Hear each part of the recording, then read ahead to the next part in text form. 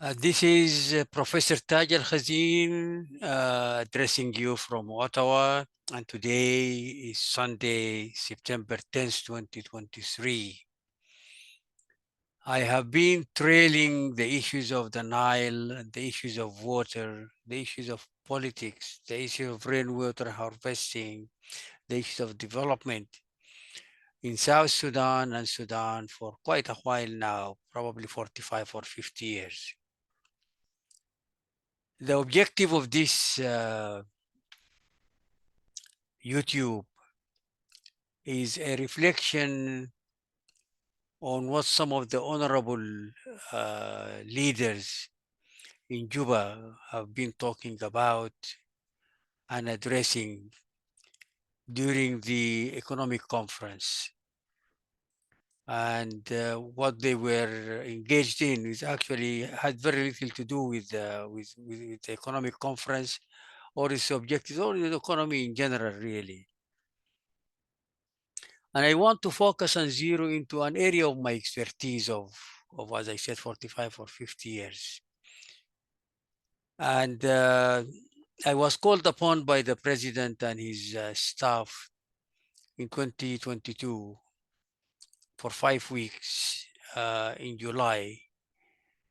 And we did extensive public consultations, not public consultations in the sense of just talking to the people. There were tens of scientific presentations. I had about 9 on just on my own, and there were other international and national experts. The consultations were very well organized. I was the lead consultant. I was the team leader for the consultations, and we produced a report. I will come to that later on.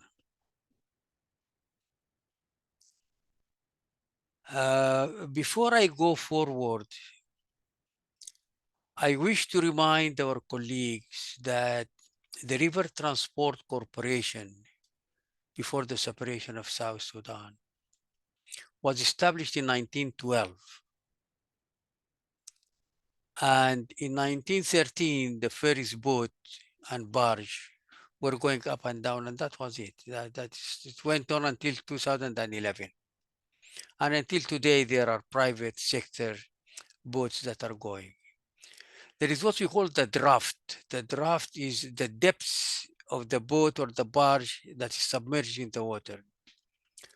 All those 100 years, the draft was 4 feet, 120 centimeters. That's all. That's all you need for river transport. Every year of those 100 years, they had equipment that used to clear the weeds. There is no problem with that. There is no disagreement. The disagreement, the danger, and the calamity will be if there is dredging of the river bed, if there is mud and soil coming out, if there is widening of the channel of the river. But just to collect that aquatic weeds and throw them away, this has been going on for 100 years. I'm a party to that. I'm a witness to that. So that's not our issue. The issue is the lack of clarity and the lack of studies. Then I will go into some details. No offense is meant. We are all working for the public good. The public servants of the people, ministers, presidents, deputy presidents, vice presidents, undersecretaries, they are in the public service. And it is our right as citizens to criticize them if there is a reason for criticism. We will be respectful, we will be objective, but they are not immune to making mistakes, and hence they are not immune to criticism. I will start by the invitation that I received from Dr. Barnaba Marial Benjamin on the 2nd of June, asking me on behalf of the presidency to come to South Sudan and to lead the public consultations regarding the issues of water, and specifically Jungule Canal and Bahar Naam, Bahar al-Ghazal Basin in general. That was the start. That was followed up with a contract. That's the contract.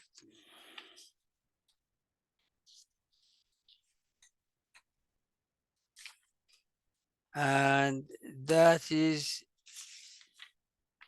the signature and stamp of Dr. Barnaba Marial.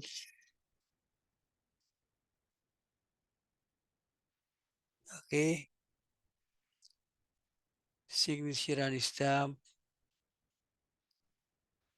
of Dr. Barnaba on my contract. Quite a far-reaching contract, and we were there deliberating for 5 days, and then there was before and after a lot of site consultations after that. The consultations themselves were not a joke. This is the program.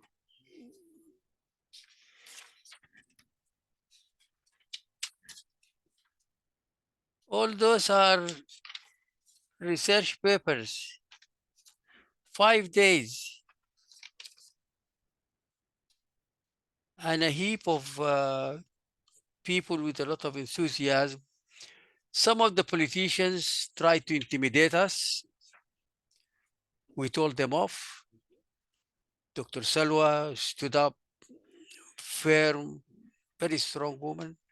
In one of the meetings, I walked out because one of the vice presidents was rather rude to us. There was no reason for me to stay and do that. So we stuck our grounds and we were tolerant, we were very scientific, we were very patient.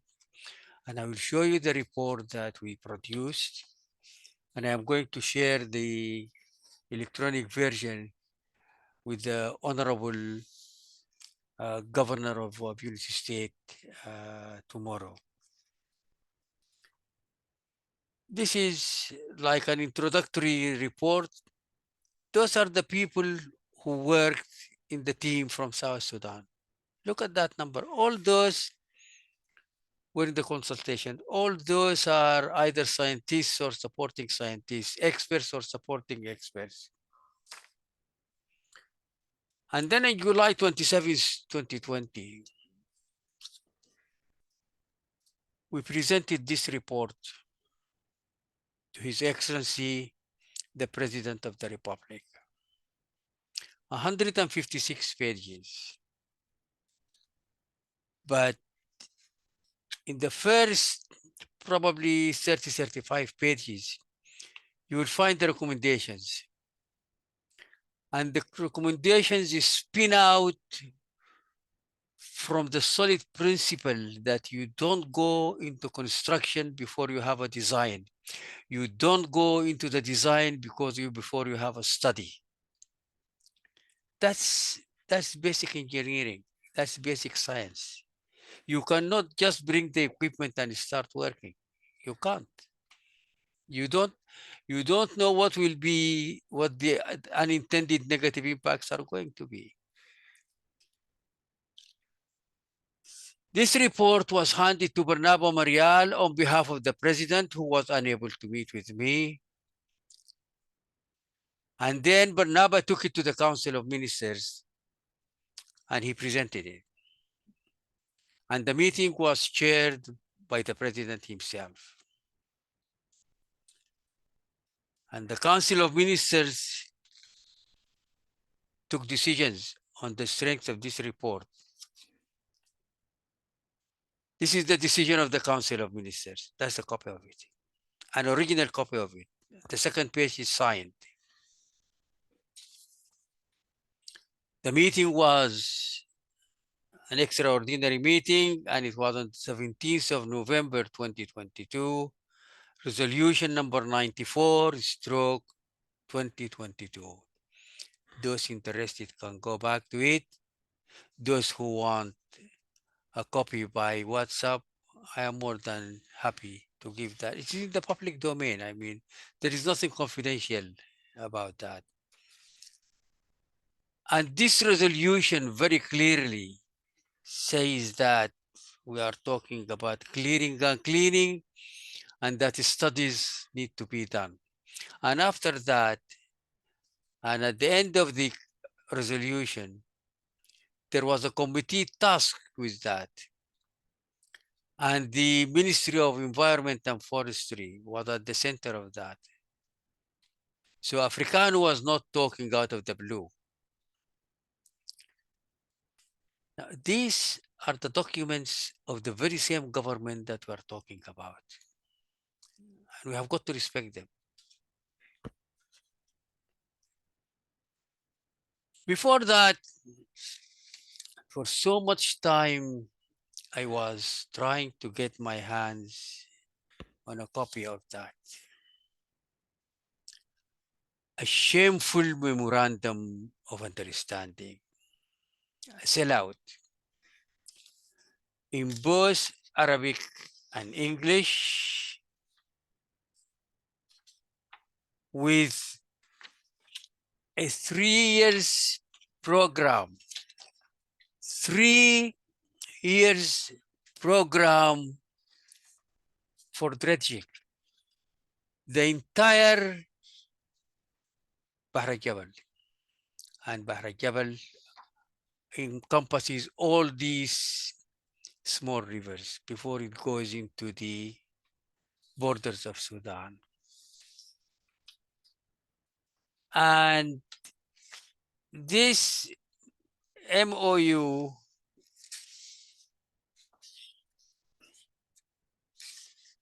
was signed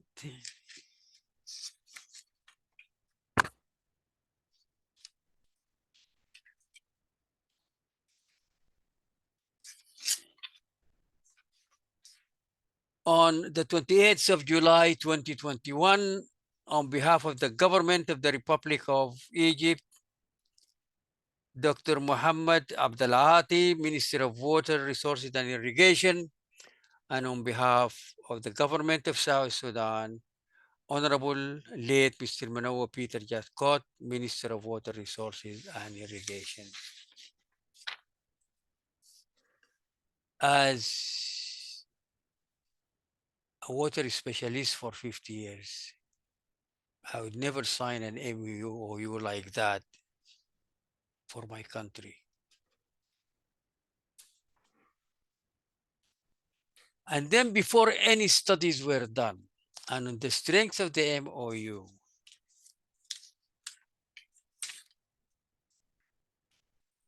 this is equipment came. This is the actual way bill, the actual Bolisa, the actual document of shipping of that equipment. I got it from Argin in northern Sudan. شركة اللواء الأبيض اللواء الأبيض company. It is being sent from the Egyptian company for African projects for development. And it was not sent to the government of South Sudan or any department. It was sent to the mission of the Ministry of Water Resources and Irrigation of Egypt. Yes, it was not sent to the Sudan government. So the equipment is not owned by the Sudan government because it was not shipped to them. Right, this equipment has got 25 heavy pieces. It is 225 tons. 4 river barges, a drag line with a reach, excavator with the reach of 12 meters. It was the first time as an engineer of 50 years to hear that the equipment is brought to a project before the project design is done and before the studies are done. This is why there are question marks about that.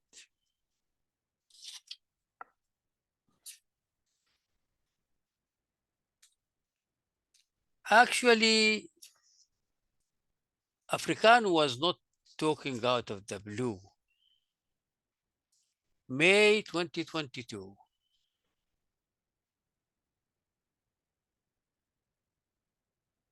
okay? Terms of reference for an environmental impact assessment for the proposed dredging of Bahr al-Ghazal River from Bentiu in Unity State to Lake No.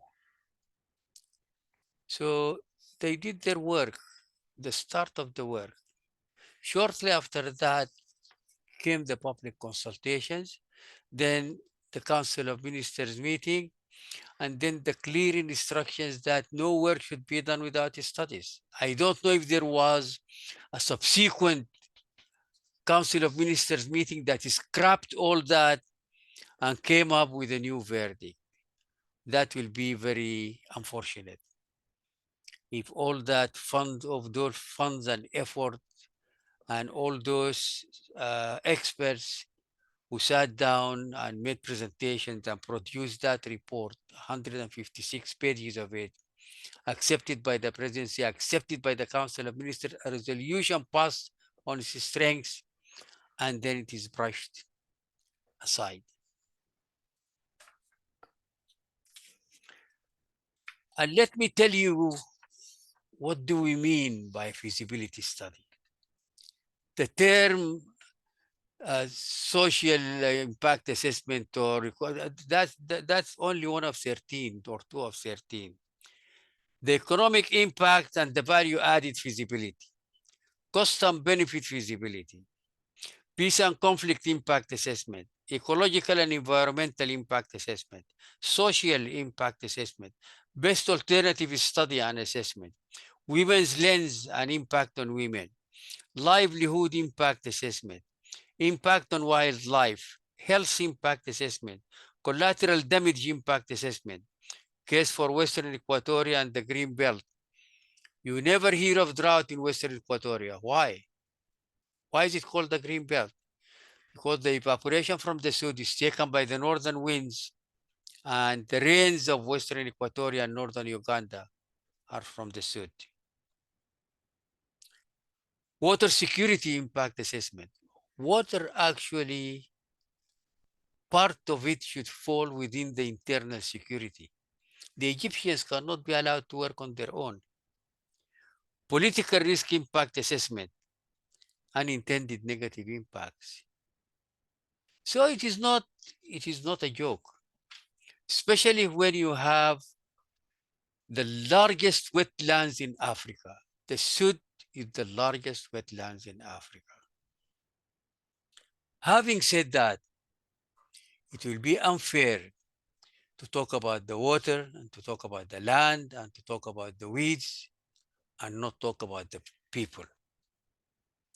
I had a very cordial, very civilized exchange of views with the governor of Unity State. We were both very keen to and very happy actually to know each other. I will continue to communicate with him unless he does not wish that. If there is any advice that I can do, I am willing to do that. And we have got to communicate. I mean, you cannot resolve issues without communication. You cannot resolve issues without accommodating the other opinion, the other point of view. So we have got to be tolerant with each other. We should not bang the table and say, because I am vice president, that's what we will do. Fine. You are hurting your people. And then today through Tamazuj, I got the fury of Vice President Waniga upon Africano. And it was rather unfortunate. The dialogue could have been better. The issue itself really has very little, if anything at all, with the economic conference. And the Ministry uh, of Environment and Forestry was actually tasked by the President, by the Council of Ministers to deal with the issue. And then he says Mr. Africano, Undersecretary at the Environment Ministry, should have gone to Emmanuel Lado. Emmanuel Lado is no longer Undersecretary of Water Resources, Mr. Vice President. He's gone. He's not the Undersecretary. There is somebody else.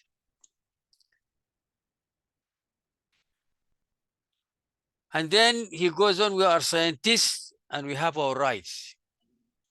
No, no. The fact that you are scientists does not mean that you can decide. As a proper scientist will never decide without studies. A scientist who is a true scientist will never assume that he knows it all, and he is the first one to call for studies. I have been beside the file for 50 years. That's probably close to your age. And I would never dare to say that this is right and this is wrong.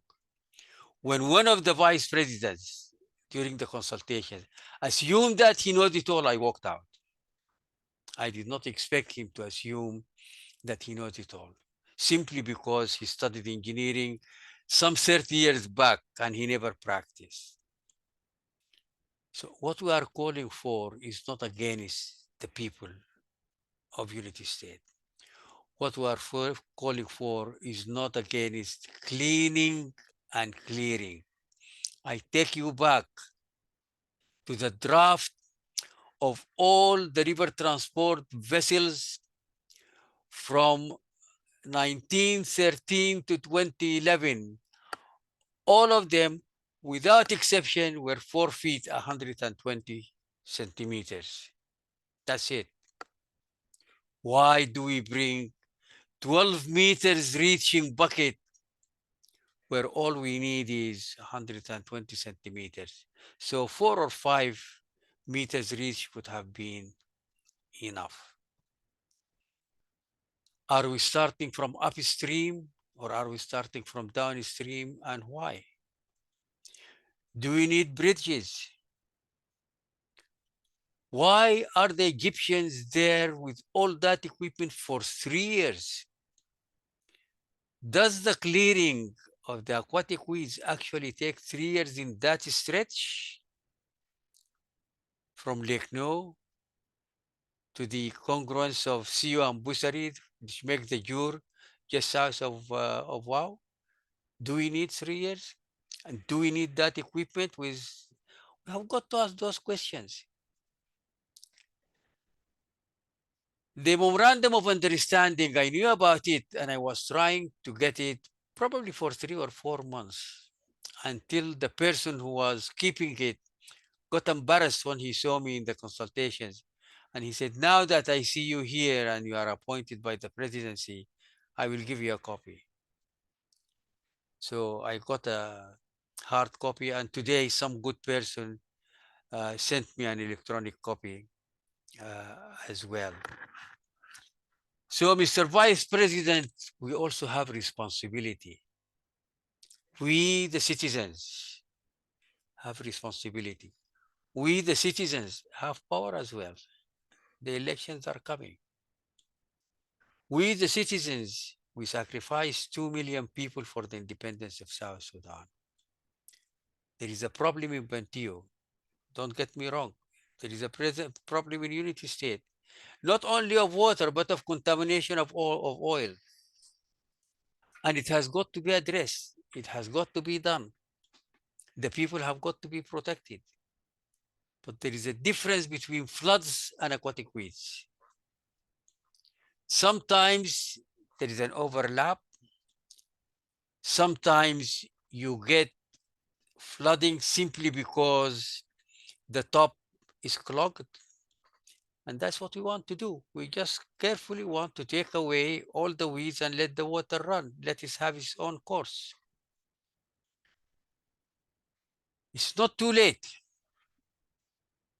if His Excellency the Governor and if His Excellency Waniga and the rest of the government would like to revisit the issue, if they would like to have a technical team that very quickly comes to Bantio, make a quick assessment, make an assessment of what the Egyptians are actually doing, make sure that the use of this massive equipment is to the benefit of the people and that they are not exceeding their limits. Look at other issues relating to flooding. Are there other measures that can be done to protect the roads and to protect the people? It's important. There is no doubt about that. This is not just about water. This is not just about the food. It's about human beings, their animals, their children, their livelihood, the fish. There are 12 different types of fish in those areas and a source of livelihood. The touch, what will happen if you drain the water? But we can continue asking questions. We will never get answers until we do feasibility studies. And from this YouTube, I am appealing to the president and the government in Juba to make funds and resources and decisions available so that we can catch up and we do feasibility studies. We can do remedial work if something has gone wrong. It is not too late. The longer we wait, if there is something wrong, the more impacting it will be in the negative side. I will conclude here and I will continue my communication with His Excellency the Governor of Unity State. The place is very dear to me and the people of South Sudan are very dear to me. I am here to help unless my help is not wanted. God bless you all. God bless South Sudan. And I will share this YouTube as wide as I can. And I hope that someone will take it to His Excellency Waniga because I don't have his email or his WhatsApp. God bless you.